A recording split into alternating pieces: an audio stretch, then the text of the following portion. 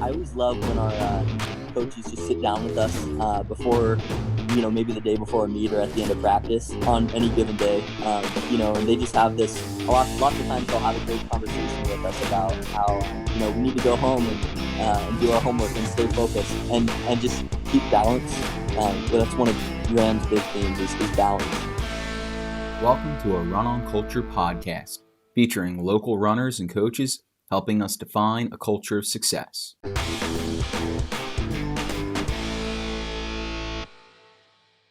Today we are talking with Gavin Maxwell from Kennett High School.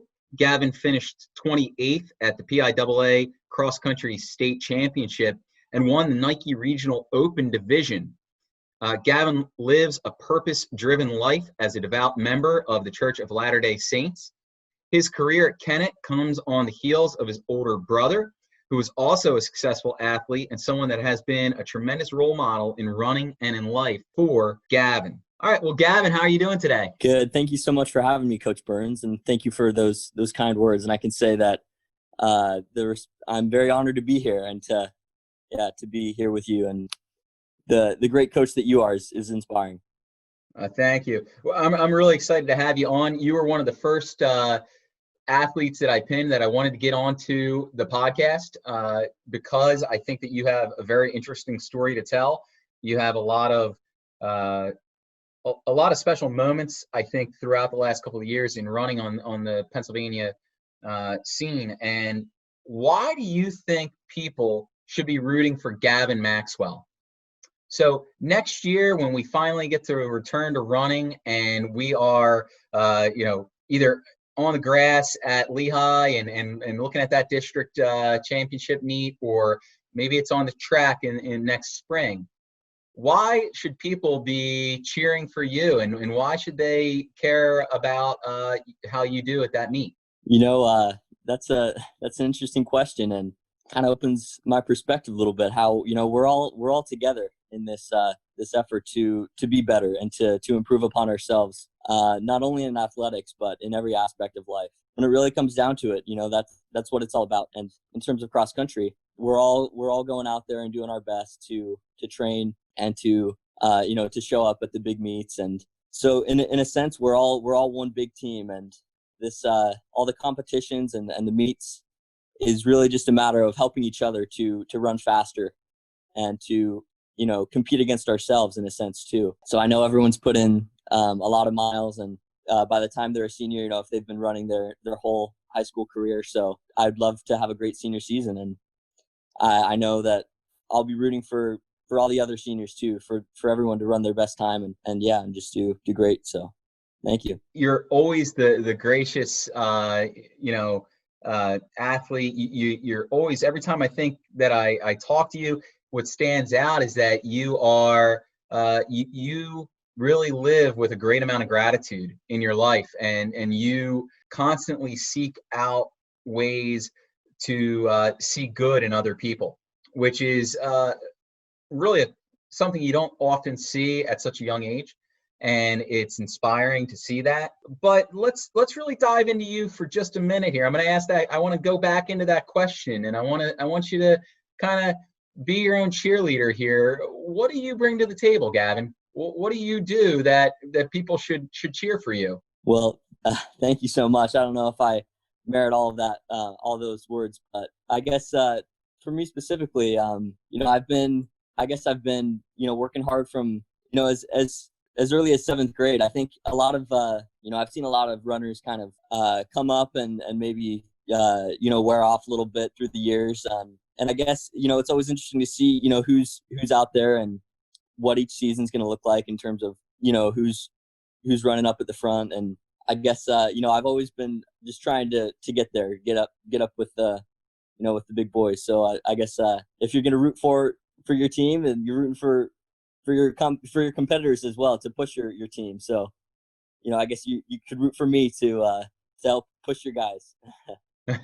We are always rooting for you at Downingtown West. I know our guys think the world of you, and they recognize the talent and the hard work and the effort that you put in. And that's one of the things that we appreciate at Downingtown West is that work ethic and that understanding of what it takes to get to the top. And it seems to me that you have those elements in place and that you are capable of some big things next year.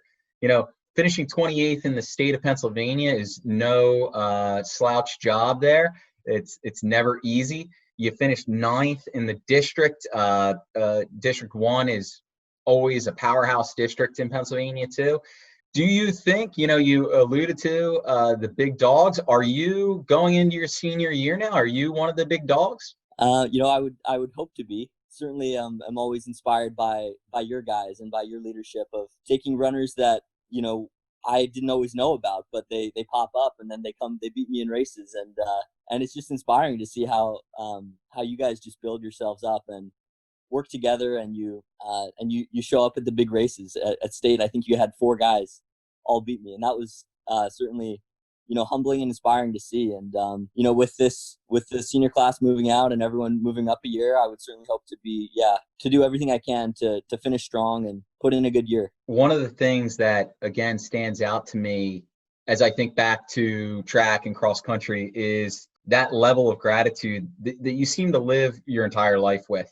In talking with your coach Ramagano, he kind of reinforced that also, saying just how outwardly complimentary you were. And I think back to the big invitationals, and it always seems that whether it's coming over to our team or just turning to other athletes around you, you're one of the first guys to extend a hand and say great job and congratulations. What do you attribute that to? Why do you kind of always feel that that's an important thing for you to do? Yeah, I think that's what it's all about with anything in life is to work together. And running is a really, really tough sport, and it's a lot of stress, a lot of miles, lots of training, lots of big moments. And I think that working together and giving everyone attention and appreciation for what they've accomplished and what they're doing is really important to keep everyone motivated and keep everyone feeling like that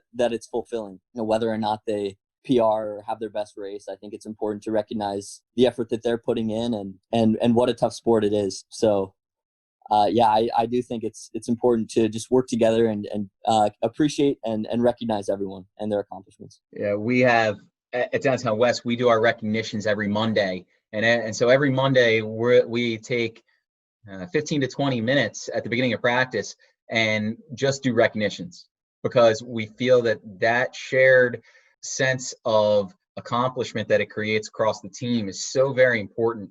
And I think you've touched on that there with your comments, that we are all in this together. It is about just becoming a better version of yourself, and there's a lot to be learned in running just beyond the physical part of it. The character development, the gratitude that you can develop, I think are really important parts of the equation. Let's dive into your team then, and how you talked a little bit like we're all in this together, meaning the entire district, state, any running community.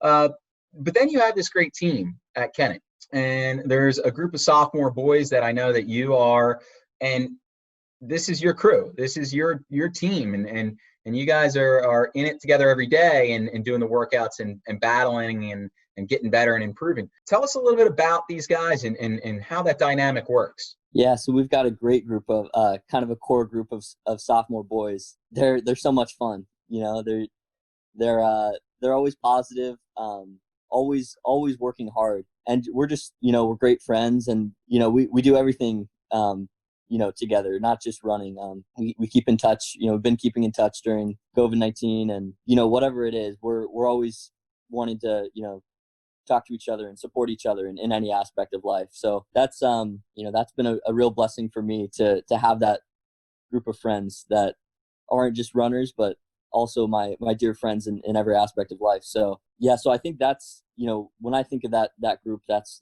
what they are to me. And certainly as runners, they're hungry. They want to be better, to compete, and hopefully COVID-19 doesn't get in the way this year, because I think we could do some great things together. How important is it that these guys are more than just training partners to you? Because if you look at the stats, you are about 45 seconds to a minute faster in a 5K course than they currently are, and they're growing and they're getting better, and I'm sure they're getting a little closer, but there still is a gap there. So how important, outside of being training partners, is it that they're good friends? Oh, it's very important to me. Yeah, if it were only about running, I think a lot of the meaning would be taken away from the sport and from life. I think you can't go through a season together without, taking on real challenges, like taking on hard practices and big meets. And, in the end, I think it matters more of how you learn and grow together than even so much whether you PR'd by 10 seconds or 20 seconds or didn't have a great race. I think that's what the biggest thing we should all take away from this, from the experience of running. And so just to be able to have those great influences in my life, helping me keep perspective on the sport, and just we all work through it together, and it's been such a blessing. It means a lot to me. Move over then to your brother for a second, and you talked about great influences in your life, and your brother is one of those guys who, when he was coming up through the ranks, I remember, was just a great runner, a phenomenal person too. And what kinds of things have worn off on you, or has he shared with you that have helped develop you as a runner and as a person? Oh, a lot. Yeah, there's no doubt. He's been a great example in my life and a huge role model. I've always respected his humility and his diligence in every aspect of what he does. And, certainly in terms of running, I think he handles it really well. He doesn't let the pressure get to him. He does the work, and he runs well in the meets, and doesn't make too much of it. I mean, he certainly, like everyone, we celebrate our accomplishments and, maybe hang our head a little bit after the bad races, but I just really respect how he has just been able to take it all in stride. And that's been a great example to me of how to deal with it. And, and certainly as a person, he's just always been such a big role model in everything he does. Yeah, Austin, I know he is probably one of your biggest fans too, and cheers you on all the time.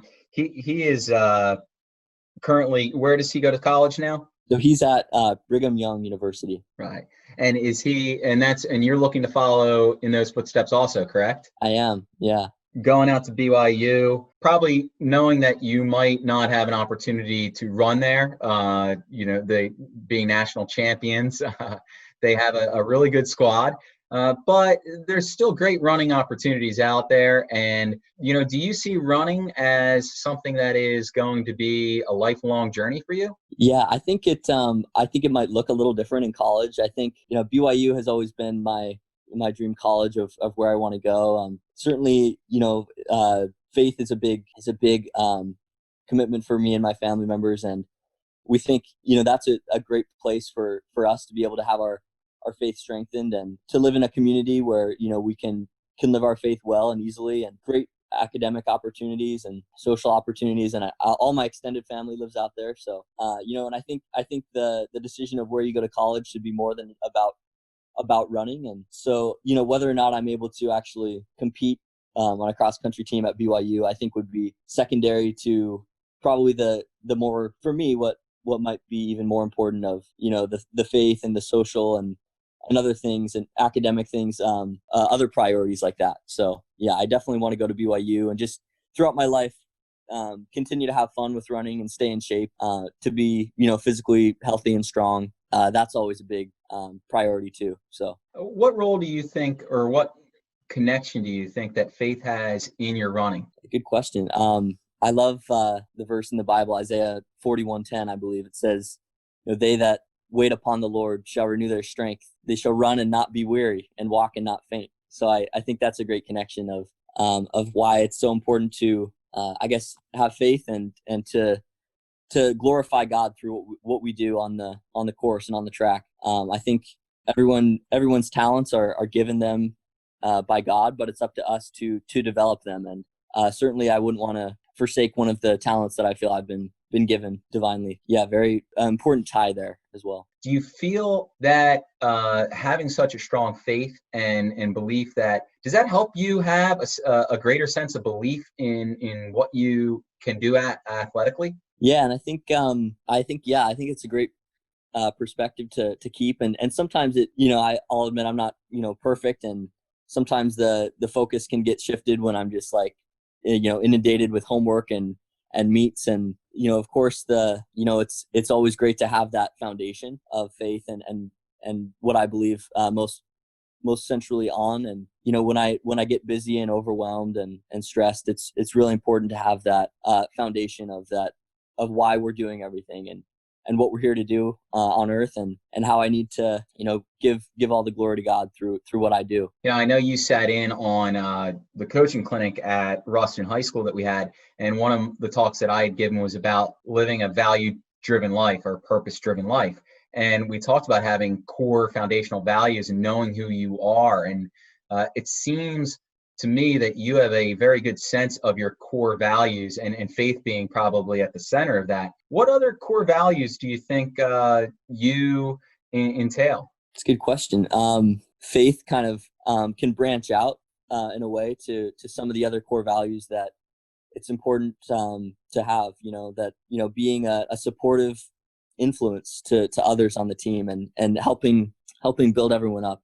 So I think that's probably one of my strengths as well, is just being a positive and influence and helping build people up. And then I think probably just a matter of sticking to things and being dedicated and diligent. I work hard.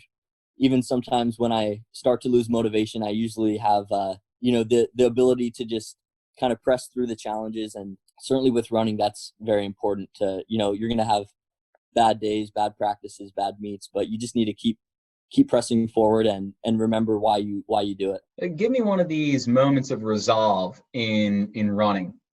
Maybe a time where you had a setback, or you had something didn't go your way, and you had to persevere. Yeah, I think one of the first ones that comes to mind is my sophomore year Chessmonts. That was probably one of my worst races of high school, and I was looking forward to it a lot. I had had the race of my life, or one of the best races of my life at freshman year Chessmonts.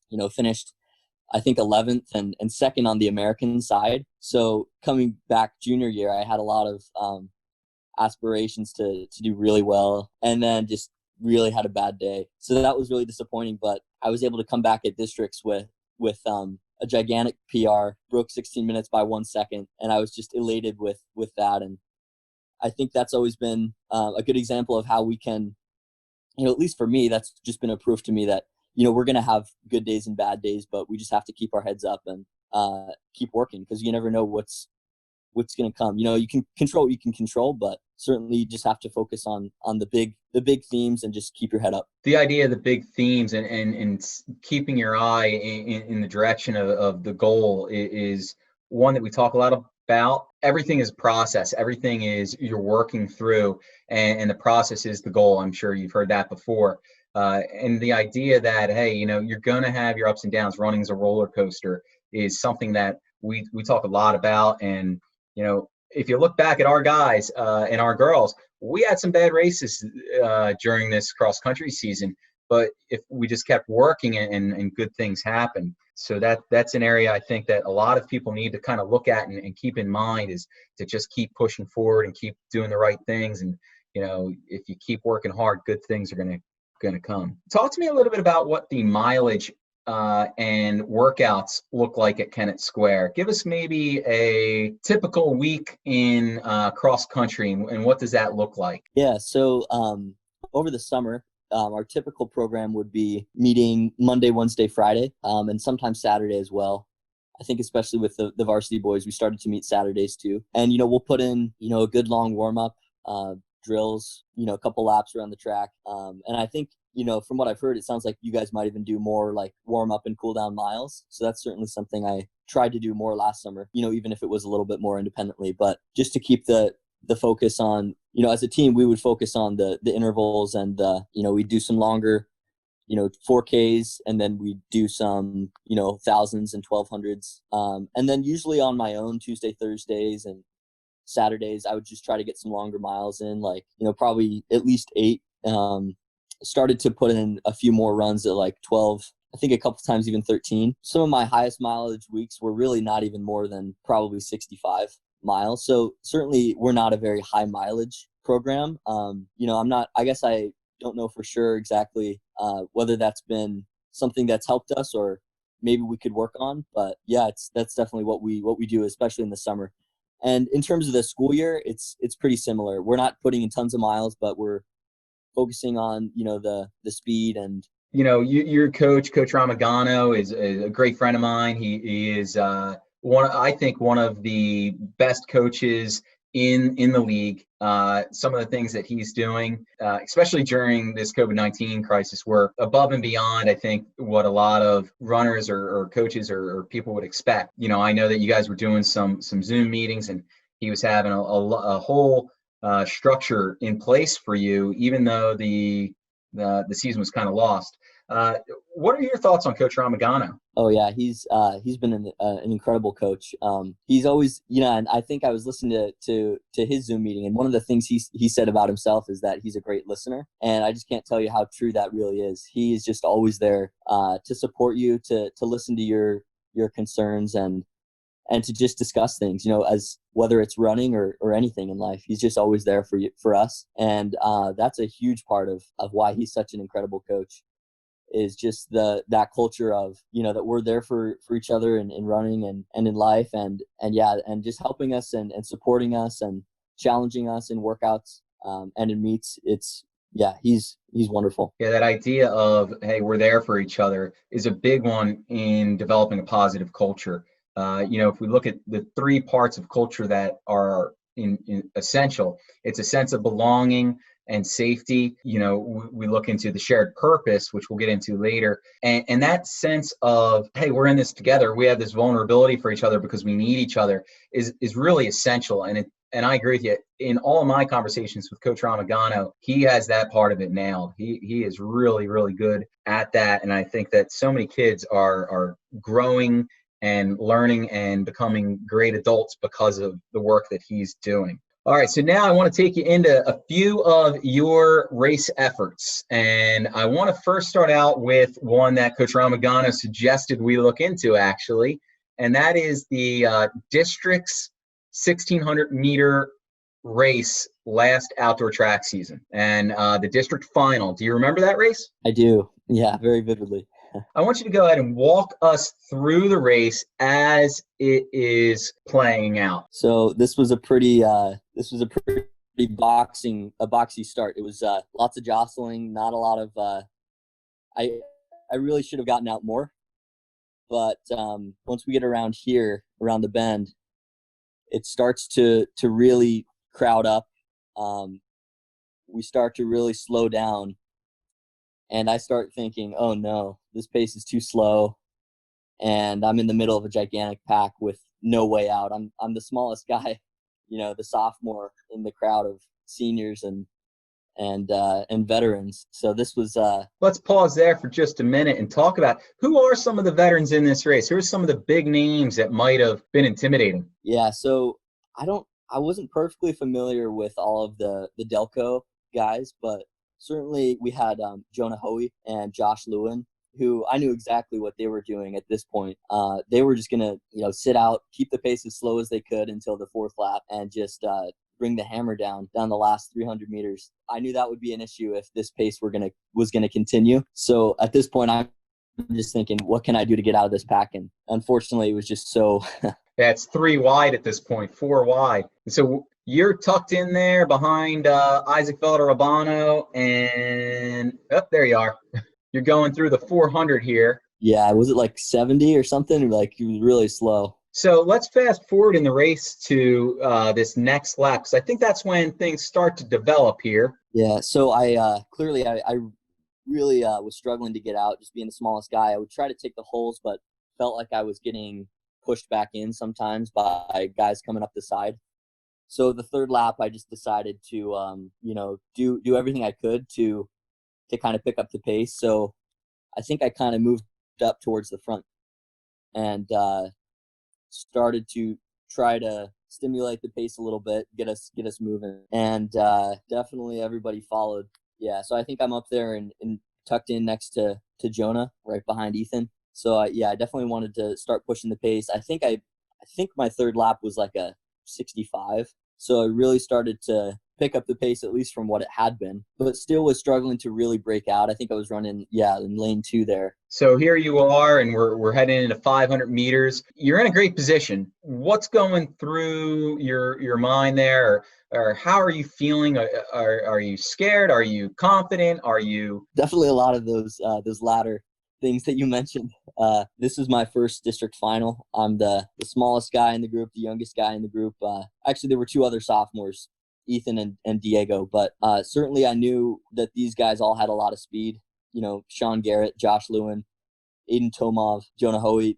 So at this point, I'm just thinking, all right, anything I can do to hold on to my top 4 spot, because we're not going to hit the 428, state qualifying standard, clearly. So anything I can do to stay in this top 4 would be great. But yeah, very, very concerned at that point, and starting to, as people start to move up, I think I, maybe mentally gave in a little bit, started to get a little tired, but guys start to pass. Now, as the field starts to pass you and it becomes obvious you might not be there, are you feeling like you might have regretted the move? Do you feel like it was a move you had to make regardless, or? You know what? In hindsight, I think it was maybe my only choice. I think the best race for me would have been just a good, honest pace for all 4 laps. And unfortunately, just my start and the level of how jostly the race was turned out to be unfavorable. And then that 4th lap, just Jonah just totally ran off, and Aiden followed, and Josh and Sean Garrett all kind of ran away from the pack. The race was kind of dictated by Lewin and Hoey there, and they definitely, like you stated, slowed down the pace. And why do you think so many guys were unwilling to challenge them and to take out the pace? Yeah, that's good that you asked that, because I've wondered about that a lot too. I think it has to do with the fact that people knew that those 3 people, Jonah, Josh, Sean, we knew that those were going to be the guys dictating the race. And so everyone, I don't think people had the confidence to really run their race, especially with how tight the pack was. How important is it to have that confidence, though, regardless who's in the race? Yeah, crucial, obviously. Certainly would have given me a potential to possibly make it to states, if I had just completely run my own race, gotten out of the pack, and just, if I had been able to stick 66s, I think I would have been able to make it, because I think that might have put me in the top 4, and certainly under the state qualifying standards. So maybe the next part is building that confidence, right? Building that ability to know that you can be there when it matters the most, and that you can hang, and having that confidence. I think a lot of times the ability is there, and then when we get on a big stage, our nerves or our anxiety of the situation can control the situation and take away from what we know we can do. Being able to build that confidence in practice and in all aspects of our lives is really instrumental in your success. Well, now we're going to roll into the part of the podcast where I'm going to show you 3 pictures. To provide a little background, this is from the Nike Cross Regional Meet, where you finished first in the open division. And I'd like you to walk me through maybe the lead up to the race, and then your thoughts behind the race. My junior year postseason was probably not everything I had hoped it to be.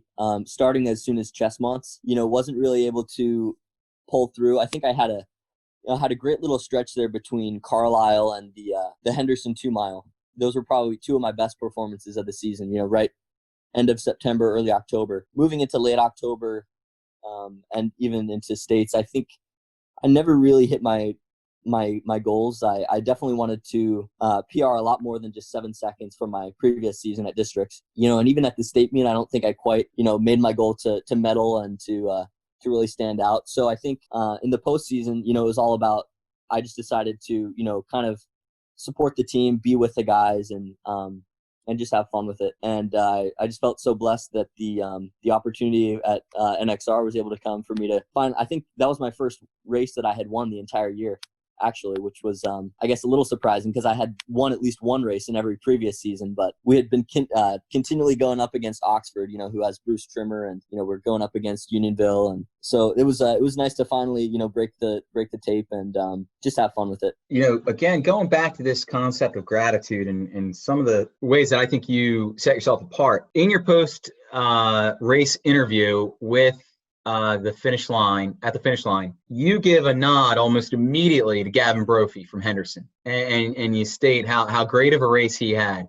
Why did that come to mind? Oh, well, I think that was just something that he deserves, as a sophomore coming in and winning that race. I think he deserves a lot of credit for that. And I was certainly motivated me to go and do my part to see if I could beat that time and win my race. So it was a big motivation for me. And I just think that deserved a lot of credit as a sophomore. Did you feel a connection between him being a Chestmont runner, or? Yeah, I think to have him as a Chestmont runner was nice to see, to kind of compare myself to the field. It definitely was I wanted to see if I could beat at least all the Gavins in the field. That was kind of funny, and and that was great to have him there, and great to have him set that precedent for me. Now, winning NXR is the open race. It's a pretty big deal. It shows a lot of potential moving into next year, moving into some of the bigger indoor races, and if we had an outdoor season. How does winning a race that big against competition that you don't usually see, you don't really know, on a really challenging course, how does that help to build confidence and help to build your belief in yourself? Very big moments, kind of winning the races that you didn't necessarily anticipate winning. Again, I wouldn't give myself too much credit. It wasn't the championship race, so I wouldn't say that it's quite at the same level of winning the district meet or winning the state or NXR championship, but certainly just kind of fun and kind of restored my confidence a little bit in where I could be in relation to the field. So, were you a little disappointed coming off the state meet? Yeah, I was. I was definitely hoping to at least medal and to come away from the season with a bigger PR. Do you feel like you still have something to learn or something to prove in a big meet on the big stage? It's tough to set a goal of where you want to be at the end of the season when it's still June and July, but certainly, I was hoping for a big drop from sophomore year, and so this year, I think not having a track season and not having had what I would consider a great district meet junior year cross country, certainly I'm hoping, crossing my fingers, that we can actually have a full, or at least a district meet in cross country and a full normal track season, so that I can really get down there and hopefully prove I can run some quick PRs and meet some goals, break some school records, and do some of that fun stuff. The next picture we're going to look at is from your school record in the 4x8, and you're there with your three teammates, and maybe you can fill us in on who they are, and then tell us why this was so important to you. Yeah, so on the left there is Logan Piercy, the tall redhead. He's awesome. Always so, I don't know if there's anybody I know of that's just more dedicated to the sport and to doing his best and focusing and having fun at the same time. And then there next to me on my left, the left from what we're looking at, is Jesse, a goofball. He's so fun. He just keeps the spirit light, on our team, and just always keeps it so fun, makes it even more worth it, to do this challenging sport. And then there on the right side is Cameron. He moved in not this year, but last year. He's graduating. He's a senior, but he's only been at Kennett for 2 years, and he has just been such a calming influence on the team. He's very even keel, doesn't make a lot of noise, doesn't stir up any trouble, but he's just always there to give you a smile and just keep everyone feeling so positive, and just a wonderful friend as well. And then in terms of this occasion, so we had broken 2 school records here. Our DMR, which was much better than we had expected. I think each one of us ran probably a better time than we were anticipating. I think we ran a 10:56. Good considering that we had only been training for maybe a month or so, and broke our own expectations. And then for the 4x8, I got a little bit maybe excited about after after we had run that incredible DMR, I was thinking, man, we're all in so much better shape than I thought. Let's go kill it in this 4x8. We ended up being kind of in no man's land. We only had, I think, two or three other teams in our race. One of them was way ahead. One of them was way behind. So that ended up being kind of challenging to run a really great time. But we still did hit the school record, and that was really fun. And I'll always look back on this night as one of my favorite experiences from my running career. What made it so special? Was it the school record and in accomplishing that? Oh, definitely. I would say the shared experience would come first. I think it was just so fun being there. And at that point, we hadn't taken the indoor season all too seriously. It was kind of fun just to not really be too worried about it, but to still know that we're in decent enough shape to run well and get a school record. And how many of those school records did you steal from your brother? You know what? I think he was on at least one. Probably he was at least on one or two of those teams, the indoor teams that had previously held those records. So. And does he still hold any school records? He does. He holds pretty much all the individual, from 800 to clear up to the 5K. Okay, so you have some work to do. Oh, for sure.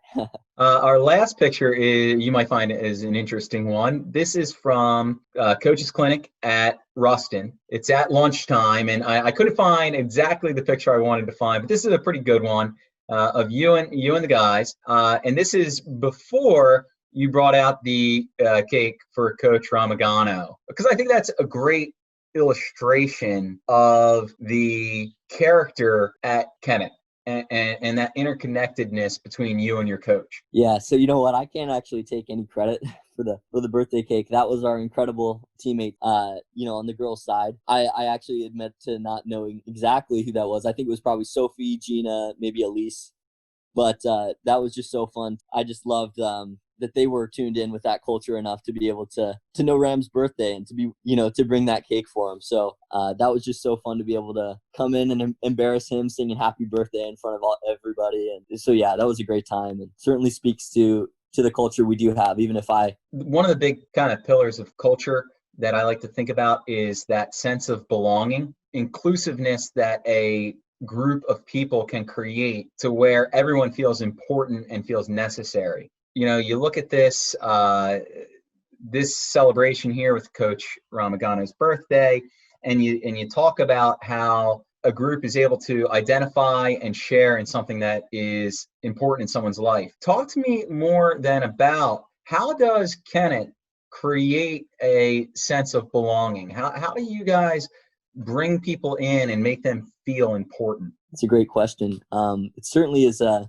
group effort, and just a matter of just being kind and being friendly. I don't think there's too much to it. I think it's just being considerate of everybody. And, I think I'd like to shout out one of the assistant coaches on our coaching staff, Coach Walsh, and also Coach Lowe. If you know either of them, they are just so positive. They just bring so much fun and so much positive attention to each and every one of the kids. They both do a great job, in addition to Coach Ram, of just building this super positive environment where everyone gets recognition and everyone gets celebrated when they achieve, and just having a great group of kids that are all willing to, just have fun together and not get too worked up into the details and into the meets, but just to have fun and do our best. What are some of the things that you think your program does that maybe other programs don't do?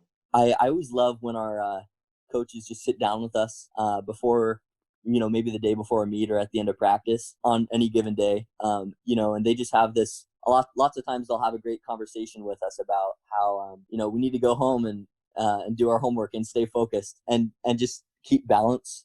But that's one of Ram's big themes is balance. I think that it weaves in really well with our culture of just not getting too worked up about running, but to just have fun with it and make sure we're using it as an outlet of the stress we may be having with school or in our personal aspects of life. Yeah, so that's definitely a big piece. What kind of words would you use to describe your program, your team, your situation that you're in at Kennett? It's great to be here. I have thought lots about, how fun it would be to be on like the most incredible track team, to move, get all the good runners to come to Downingtown, and we'll just beat up and just beat everybody. But you know what? It's just so fun to be part of somewhere where, where I grew up and where it's so special to see from an individual standpoint, what you help to build and contribute to, and the good that's around you, wherever you live. You're going to be a senior. You're going to be probably the team captain, I would imagine. Just the way I see you interact with your teammates, you seem like someone that would make a great leader. This definition comes from the Harvard Business School, and it's their definition of leadership. It says, leadership is about making others better as a result of your presence and making sure that impact lasts in your absence. I want you to think about that quote for a moment. And I think it's really lends itself to your situation as maybe one of the lone seniors on your varsity next year with a very talented younger group below you, and how your leadership in this next year might impact the program for 2, 3, 4 years to come. Yeah, well, I love that definition. That's very inspiring. Certainly, inspires me to be a better leader, make sure my presence is contributing to that culture that we've been talking about. And I think for me, I definitely need to focus this year, it being my last year here at Kennett, of just making sure that when I'm here, I do everything I can to contribute to it, so that when I leave, it lasts. And I have no doubt that it will. But yeah, I'm very honored to be a part of this program, and certainly we'll try to do all I can to reach out to the kids and make sure they understand what our culture is, and to try to just be an example of working hard and, believing in us and what we can do. All right, well, we're going to wrap up with our 3, 2, 1 here. And I'm going to ask you some questions, kind of rapid fire style, and you can respond back with what comes to mind first, okay? Sounds good. All right, your first is a 3 favorite running related memories that you have. Chestmont's, my 8th grade year. Winning the middle school Chestmont championship has to be up there. And then I would actually mention, again, Chestmont's my freshman year. That was a great race for me too. I think I already mentioned that. And let's see, I hate to be redundant, but I might have to mention NXR of this year as a junior. Yeah, those are 3 great races. I mean, when they stick out, right? You definitely refer back to them. What are 2 things you're doing outside of running in a leadership role?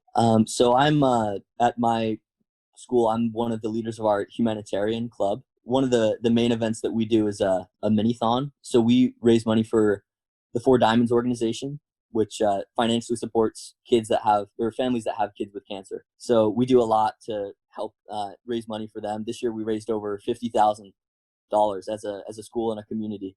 So that's one of the main things I do. And then at church, I'm one of the leaders, I guess, of what you would call like my youth group. So those are just, 2 examples of what I'm involved in outside of running. How do those leadership opportunities transfer over to running? It's fun to certainly have kids that are involved in all 3, just like me. I like how there's, I think through my involvement in all 3, it's been interesting to see people that I wouldn't have realized, like people that I associate with each one of those groups individually are friends with people from a different group. And it's fun to see when all 3 of those or more groups come together, and how we're all involved in different activities. And again, we are all, it's so fun to just have that, and such a blessing to have those great friends who are each committed to such great causes. And it's so inspiring just to be around them, and their great influences just makes me want to be a better person. All right. And one piece of advice you have for